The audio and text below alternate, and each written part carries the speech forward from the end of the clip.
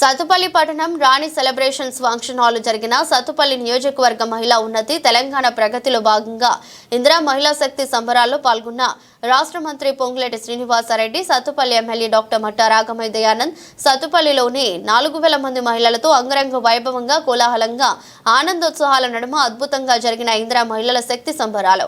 వడ్డీలేని రుణాల చెక్కులు మహిళా లబ్ధిదారులకు అందించిన పొంగులేటి శ్రీనివాసరెడ్డి, ఎమ్మెల్యే రాఘమయ్య దయానంద్ లోన్ బీమా, ప్రమాద బీమా చెక్కులు, నూతన రేషన్ కార్డులు మహిళలకు అందజేశారు.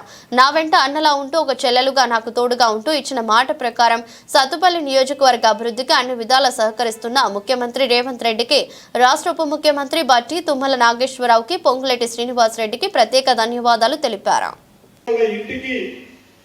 కాంగ్రెస్ అంటేనే కరెంటు ఫ్రీ. ఆనాడు దివంగత నేత రాజశేఖర రెడ్డి గారు రైతన్నలకి ఉచిత విద్యుత్ ఇచ్చిన ప్రభుత్వం. మీరు 10 సంవత్సరాలు పరిపాలించే నాడు పేదోడి ఇంటికి ఉచిత కరెంటు ఇవ్వాలనే జ్ఞానం ఎందుకు రాలేదు? కేంద్ర ప్రభుత్వం అడ్డగోలుగా గ్యాస్ రేట్లు పెంచుతుంటే అది పేదోడి మీద భారం పడొద్దని, ఆ భారాన్ని రాష్ట్ర ప్రభుత్వం భరాయించొద్దని ఎందుకు మీరు 500కో 400కో పేదోడికి గ్యాస్ మొత్తం ఇవ్వలేకపోయారు? ఈనాడు పేదోడికి జబ్బు చేస్తే 10 లక్షల రూపాయల వరకు రాజీవ్ ఆరోగ్యశ్రీ కార్యక్రమం ద్వారా పేదోడికి మెరుగైన వైద్యం ఇప్పిస్తుంటే మీకు జ్ఞానమైన ఆనాడు రాకపోవటం అది మీ తెలివి తక్కువతనం కాదా?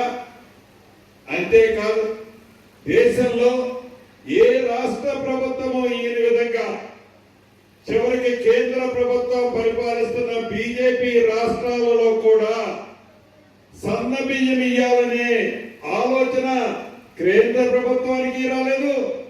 10 సంవత్సరాలు పందికొక్కుల్లా, గాలి కింద పందికొక్కుల్లా మీరు మీ స్వార్థం కోసం దోసుకున్నారే తప్ప పేదోడికి సన్నబో పెట్టాలనే ఆలోచన మీకు ఎందుకు రాలేదు?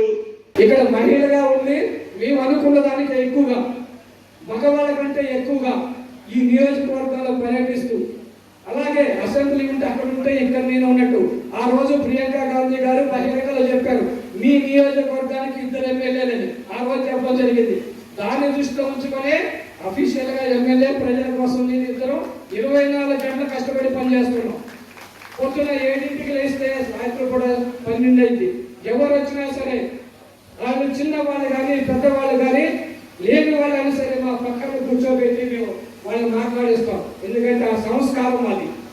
అలాగే అధికారులు కూడా ఎవరు వచ్చినా సరే దయచేసి మీరు ఆఫీసులలో వాళ్ళకి కూర్చోబెట్టండి, వాళ్ళ సమస్య నుండి వాళ్ళ పరిష్కారం ఇస్తాం, మనందరూ కూడా పనిచేయాలని చెప్పి అధికారులందరూ కూడా కోరుతున్నాం. ఎందుకంటే ఏ పథకం వచ్చినా సరే, ఏ లోన్ వచ్చినా సరే అధికారుల ద్వారా అది వస్తుంది. కాబట్టి మీరు కూడా నీతిగా నిజాయితీగా ఈ సత్తుపల్లి ప్రాంతానికి మంచి పేరు తీసుకురావాలని చెప్పి మీ అందరినీ కోరుకుంటూ ఈ అవకాశం ఇచ్చిన మీ అందరికీ కూడా మరొకసారి ధన్యవాదాలు తెలియజేస్తారు.